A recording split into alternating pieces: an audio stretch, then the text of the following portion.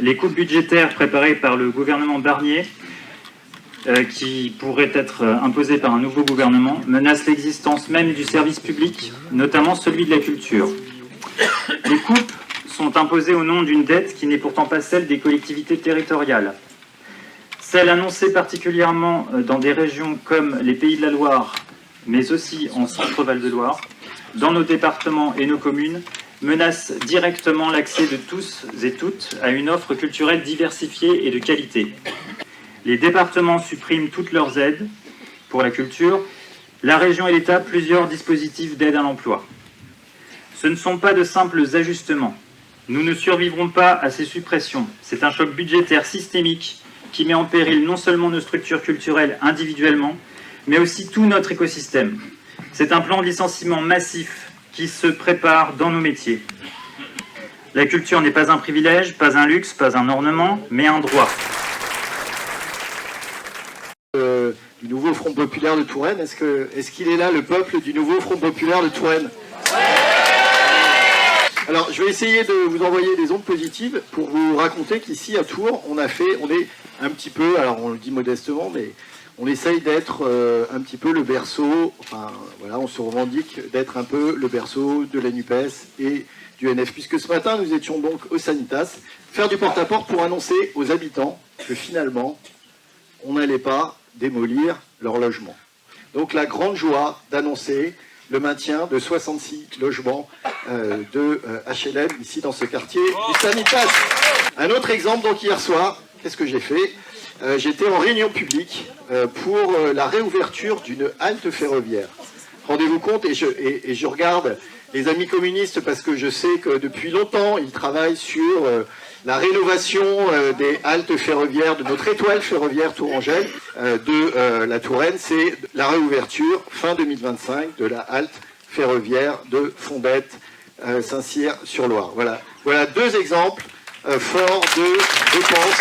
La force motrice de la gauche et des écologistes unis ici à Tours. C'est un exemple modeste, on est juste la plus grande ville de la région.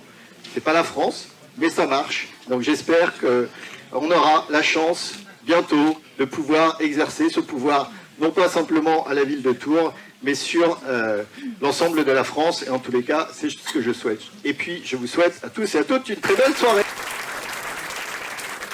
Les services publics sont au cœur de notre quotidien. L'éducation nationale en particulier est un service public censé garantir l'éducation à tous. Pourtant, la coupe budgétaire annoncée est colossale. 4 000 postes en moins, dont 3 000 dans le premier degré. Comment cela se décline-t-il à l'éducation nationale? On a vu apparaître avec le NPM, Nouvelle Gestion Publique, un certain lexique, révélateur d'un changement de paradigme. En effet, on est passé des valeurs du service public à une vision libérale de l'école. Indicateurs de performance, obligations de résultats, contrats d'objectifs, management, autant de termes entrés petit à petit à l'éducation nationale et qui renvoient à une certaine idéologie. École versus offre d'éducation, futurs citoyens ayant droit à une éducation versus individus qui capitalisent des ressources. À ce lexique correspond une politique du chiffre, suppression de postes, recours à des contractuels, gel du point d'indice et dernièrement, les 3 jours de carence et la baisse de rémunération des agents en arrêt. C'était l'objet de la grève d'aujourd'hui. Nous étions 2500 à Tours.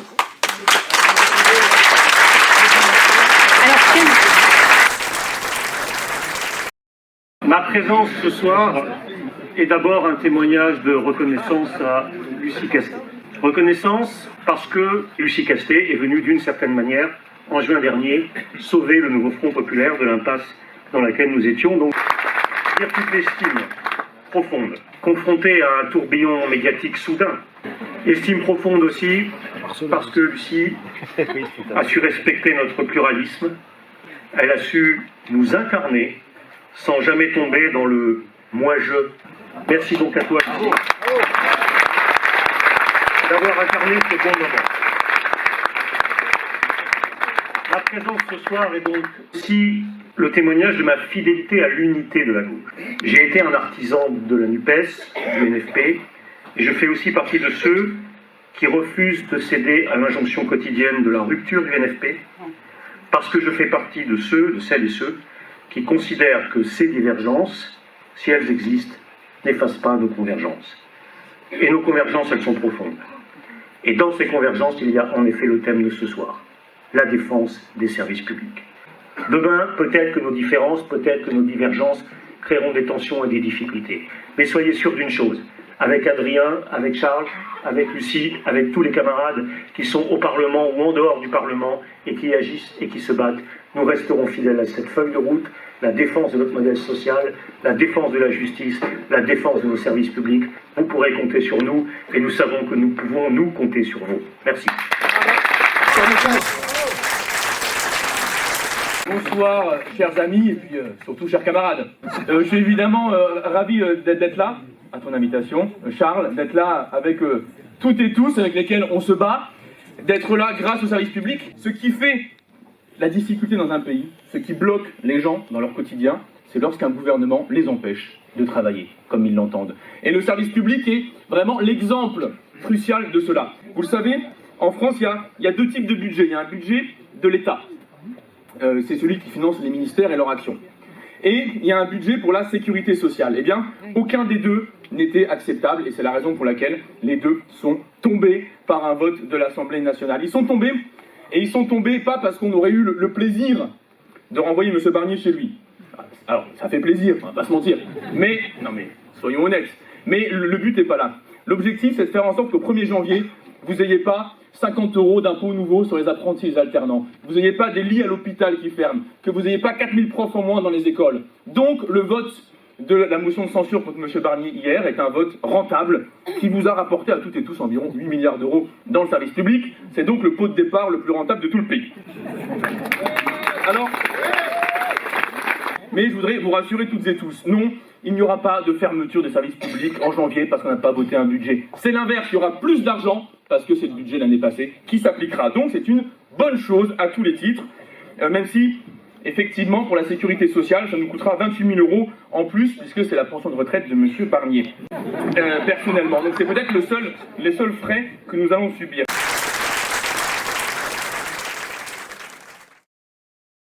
Alors en préambule, je voulais dire évidemment que nous, paysannes et paysans, on est éminemment attachés au service public puisque nous sommes les premiers usagers dans nos territoires ruraux à les voir disparaître petit à petit et à y être très attachés aux maternités, aux soins, à l'école, aux loisirs et à la culture, et j'en oublie certainement. Mais moi, je voulais vous parler aussi aujourd'hui d'une action qui a eu au niveau national de la Confédération paysanne à Paris. Nous sommes allés devant le Grand Palais pour dénoncer la dérégulation des marchés. Aujourd'hui, il y avait l'inauguration de la Bourse européenne des grains au Grand Palais. Donc, ils avaient privatisé le Grand Palais et là, on avait des grands traders, des gens qui spéculent sur le cours du prix du blé. Moi, je voulais dire que visiblement, on a visé juste. Et on se dit qu'on était à la bonne place. Parce que quand la FNSEA et la coordination rurale violente, agressent et détruisent l'Office français de la biodiversité, visiblement ça gêne personne. Mais nous, on met de la paille, on a une pauvre banderole magnifique qui dit « Sauvons des paysannes, bouffons des traders ». Ça, apparemment, ça dérange et on se fait casser la gueule. En Touraine, on expérimente depuis plusieurs années la sécurité sociale de l'alimentation. On assiste à un engouement en Touraine pour ce projet qui vraiment nous permet d'être toujours aussi déterminés dans nos luttes. C'est plus rentable de planter des éoliennes et de semer des panneaux solaires, apparemment, que de produire de l'alimentation. Moi, je voulais finir par le fait de dire à Lucie Castel, aux députés, que plus que jamais besoin de votre soutien.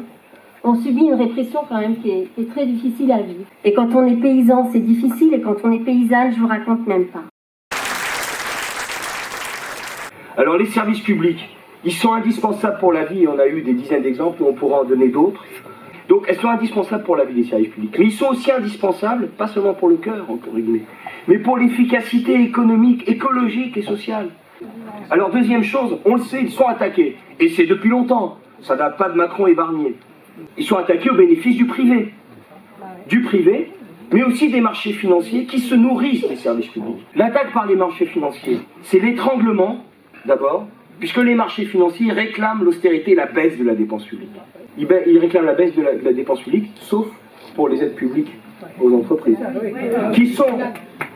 qui sont en réalité non pas des aides publiques aux entreprises, parce que les entreprises, elles sont aussi le produit des travailleurs, mais qui sont des aides publiques au capital et au profit. Qui sont même des aides qui obligent à continuer à faire des bas salaires, puisque pour l'essentiel des aides publiques, on les touche quand on fait des bas salaires. Dès qu'on dépasse 1,2 SMIC, on les touche plus. Mais deuxièmement, les marchés financiers vampirisent et se nourrissent des dépenses publiques. On est à plus de 50 milliards d'intérêts de la dette, de seuls intérêts de la dette. C'est pas à cause de la dette comme on vous le raconte, c'est à cause des conditions auxquelles elle est faite. Et donc, la grande bataille politique, c'est l'embauche, c'est l'emploi, la formation et l'emploi. En réalité, il faudra beaucoup plus d'avance pour se développer, donc il faudra plus de dette. Mais cette dette, on la veut par le pôle public, à 0%, tout de suite. Mobiliser les banques publiques pour financer les avances. Et alors, on va se développer. La convergence service public, en fait, ça existe depuis, comme tu l'as dit, 2005. C'est déjà 20 ans, à l'initiative d'élus, de syndiqués, de citoyens, d'associations. La situation, elle est devenue catastrophique pour certains endroits, comme le milieu rural. Le milieu rural, c'est quand même 30% de la population, c'est 80% des communes. On ne peut pas imaginer qu'on abandonne ces gens qui se tournent vers le RN, alors que c'est pas parce que ce sont des gens racistes, hein. C'est peut-être, mais c'est pas que, c'est parce que aussi ils sont dans le désespoir et que le fait ils se sentent abandonnés, ils payent les mêmes impôts que nous. Mais comment c'est possible d'imaginer qu'ils payent les mêmes impôts que nous, qu'ils n'aient pas les mêmes droits?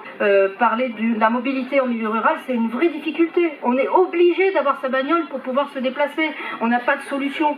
Il est prévu fin avril, une semaine. Il y a des petits dépliants qui tournent comme ça, à la fois dans le milieu rural, avec un bus qui partirait s'aligner sur Latan, avec une soirée au CNP. Merci au CNP d'avoir programmé une action sur l'école. Sur l'inclusion, ce qui fait lien avec ce que tu disais, Anne. Et puis, le vendredi soir, on serait sur un essai de définition des services publics et des nouveaux services publics. On ne va pas rester sur ce que l'on a.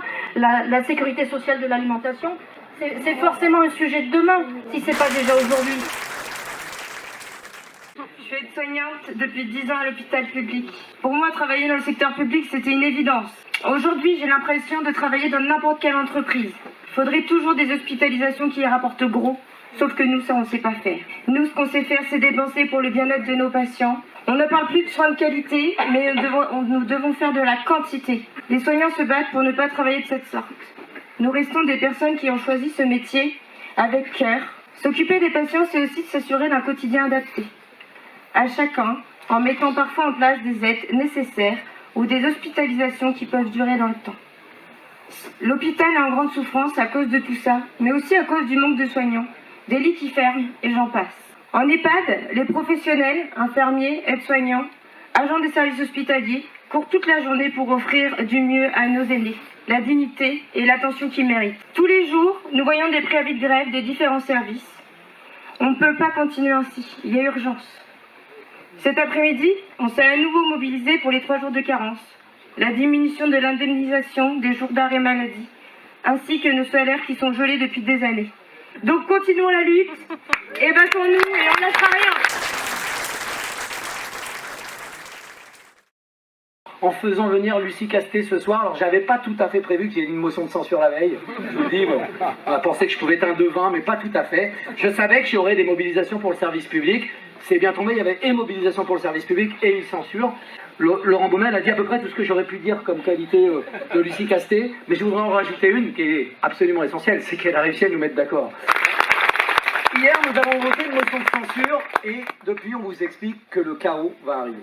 La première raison de soutenir cette motion de censure, c'est que Michel Barnier avait annoncé une nouvelle méthode, une manière de travailler, de dialoguer. Moi, je vais vous dire, on n'a rien vu. La deuxième raison, c'est que le budget qui nous était proposé, c'est un budget de casse sociale. La troisième raison, c'est qu'il a fait la courte échelle à l'extrême droite. Et ça, on n'en a pas encore parlé ce soir, mais je vais vous dire, le déshonneur est sur Michel Barnier. Et puis la quatrième raison, c'est qu'il y a un autre chemin. C'est que la gauche et les écologistes sont prêts à gouverner. Mais nous sommes prêts à gouverner parce que nous avons un projet. Parce que nous sommes capables de nous mettre d'accord sur des priorités. Mais nous avons un problème de pratique du pouvoir. Et c'est la pratique du pouvoir par Emmanuel Macron qui nous pose problème. Et donc il n'a pas encore dit qui serait Premier ministre. Donc je voudrais lui dire une phrase qui vient d'Albert Einstein qui dit la folie, c'est de faire toujours la même chose et de croire que ça fera un résultat différent. Il ne le dit pas tout à fait comme ça, mais c'est à peu près ça que ça veut dire. Donc je voudrais qu'Emmanuel Macron entende cette phrase ce soir et qu'il se dise que de parler à la droite, avec la droite, entre jambes droites, et maintenant avec l'extrême droite, c'est pas ça qui va donner un avenir à notre pays. L'avenir de notre pays, c'est avec Lucie Castet, avec la gauche et les écologistes. Je voudrais vous parler des services publics parce que c'est le thème de la soirée. Les services publics, ça n'a pas été dit, mais on aurait pu tous le dire, c'est le patrimoine des gens qui n'en ont pas. Le service public, c'est aussi ce qui permet de penser notre futur. C'est aussi ce qui permet d'avoir une industrie dans notre pays. C'est ce qui nous permet aussi d'avoir une capacité à vivre ensemble dans notre société. Il n'y aura pas de transition et de bifurcation écologique sans service public. Je voudrais vous parler d'alimentation.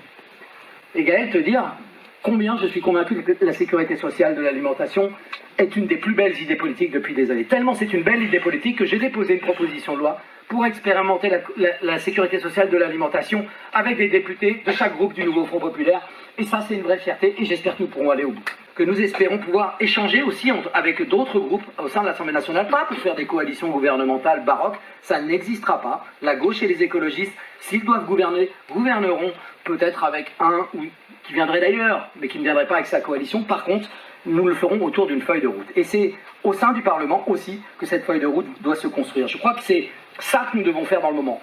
Et je voudrais m'adresser au Front Populaire dans toutes ses composantes. J'ai écrit, je ne l'ai pas encore publié, mais j'ai écrit une feuille de route pour le nouveau Front Populaire que j'ai appelé le pacte de Tours. On a une ville qui incarne la capacité d'union. On a une ville où nous retrouvons toutes les composantes du nouveau Front Populaire, toutes les parties, la société civile dans sa diversité, et ça fonctionne. Alors des fois c'est un peu compliqué, ça, comme ailleurs, mais ça fonctionne, et ça, cet exemple-là, je pense qu'il peut inspirer. Je suis pour une équipe de France de la gauche et des écologistes. Et quand je dis équipe de France, c'est que je pense qu'il faut jouer collectif. Je ne crois ni à l'homme ni à la femme providentielle. Je ne crois pas, et je pense que si on veut... Allez, je vais employer un mot macroniste, vous m'excusez une fois. Une fois, vous pourrez le corriger après. Disruptif, ça, hein, je disais, ce qui n'est pas du tout, hein, quand même. Hein. Et bien, dans ces cas-là, ne soyons pas simplement à dire, mais c'est qui la personne? C'est qui va nous sauver? La question, c'est quoi, c'est comment, et c'est avec qui. Et ça, c'est des questions auxquelles nous devons répondre collectivement.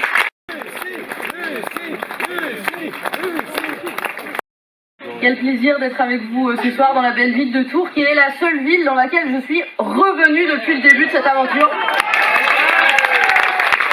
Merci pour vos combats, merci de vous battre au quotidien pour des services publics universels et de qualité. Merci de promouvoir une agriculture paysanne qui protège notre santé, notre terre et notre biodiversité. Et n'en déplaise à nos égaux, je sais désormais que c'est bien le ver de terre qui est l'animal le plus important de l'évolution naturelle.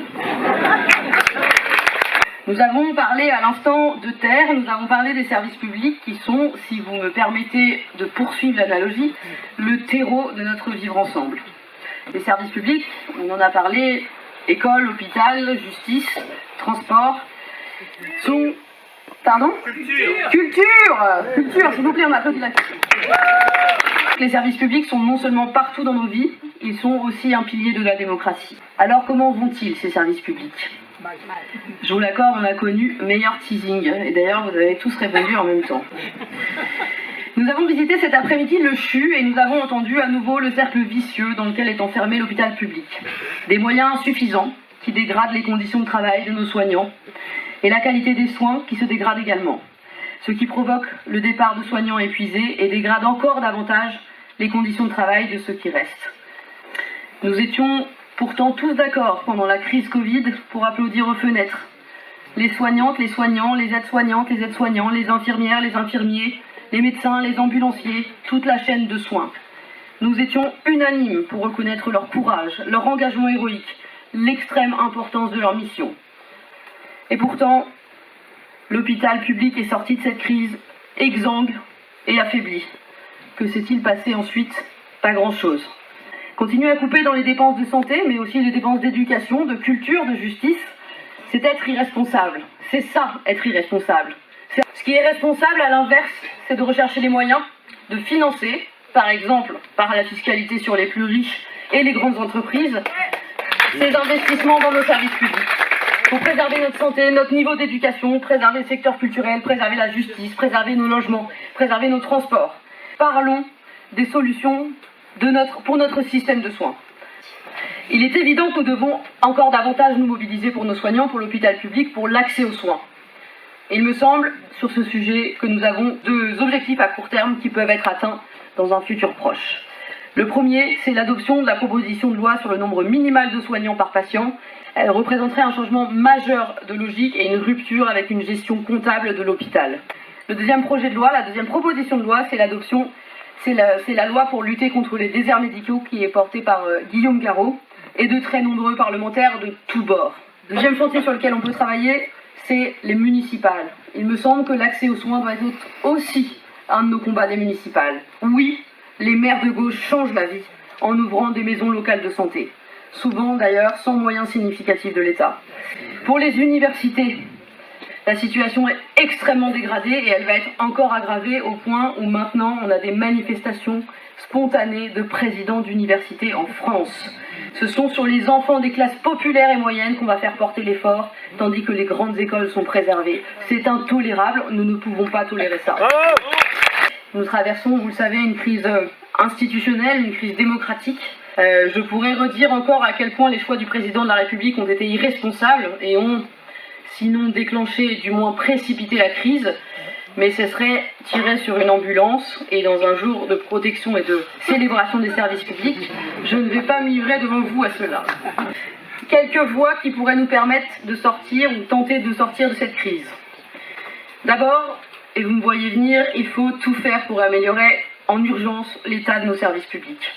Très concrètement, quel que soit le Premier ministre ou la Première ministre qui sera choisi, il faut faire des propositions. Si par miracle le président de la République soudainement retrouvait le numéro de téléphone de la gauche, et s'il nommait un ou une première ministre de gauche, il faudrait s'atteler, à mon sens, à 4 priorités. La première, c'est l'école, la seconde, c'est la santé, la troisième, c'est le logement, la quatrième, c'est l'agriculture, la cinquième, c'est la culture, pardon,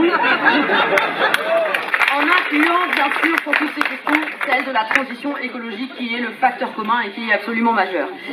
Pour gouverner, on ne peut pas avoir seulement une majorité relative, il faut une majorité absolue, une majorité pure et simple. Et cette majorité, elle se gagnera par le maintien de l'unité sans exclusive et par un esprit de conquête. C'est le sens de l'appel que nous avons lancé ce week-end avec Marine Tondelier, qui dit « Gagnons ensemble, chers camarades ». Et quand on dit « ensemble », c'est tous ensemble. Il faut additionner, il ne faut pas soustraire. Chers amis, stop aux petites phrases, stop aux débats tactiques infinis. Ce sont des offrandes à nos adversaires, ils ne les méritent pas.